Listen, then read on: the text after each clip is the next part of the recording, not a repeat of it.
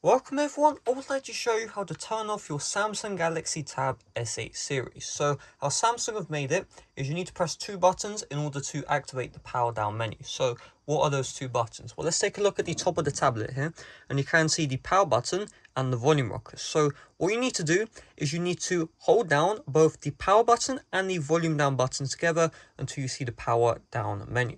Now if you just click these two buttons together, that does a screenshot. So I'll show that right now. So if you just click them, you can see that's going to activate a screenshot. In order to actually activate the power menu, you have to click and hold. So we're going to click and hold and just keep on holding these two down until you see the power down menu. So you see here power off, and you also see here restart. So in order to power off, you tap on this one, and then it's going to say tap again to turn off your tablet. You just tap on that, and just like that, it will turn off your tablet.